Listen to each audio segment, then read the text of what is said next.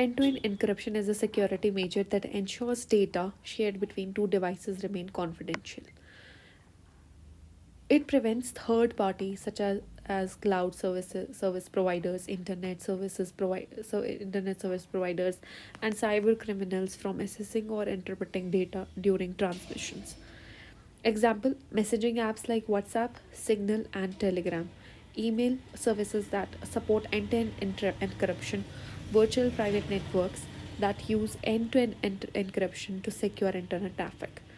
So basically it is a security measure जो ensure करता है कि डेटा जो है आपका वो सिक्योर रहे एंड थर्ड पार्टी ऐप्स उसको यूज़ करके वायलेट ना करें, जैसे कि क्लाउड सर्विसेज हो गया, आपके अदर सर्विस प्रोवाइडर्स रहते हैं, एंड आप इवन साइबर क्रिमिनल्स जो है आपका डेटा वायलेट करके आपको आपका ही डेटा वायलेट करके आपको harm ना करे. So that for that matter we have end-to-end encryption. Mostly it is in our WhatsApp, Signal, Telegram, and even in email services we have the end-to-end encryptions.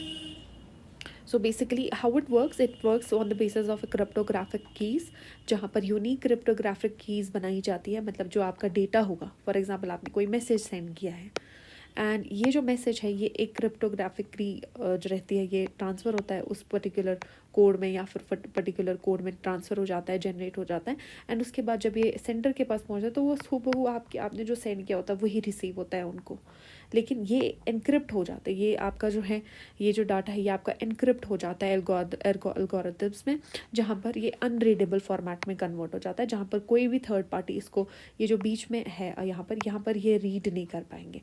So this is encryption and then इसके बाद इसका होता है decryption.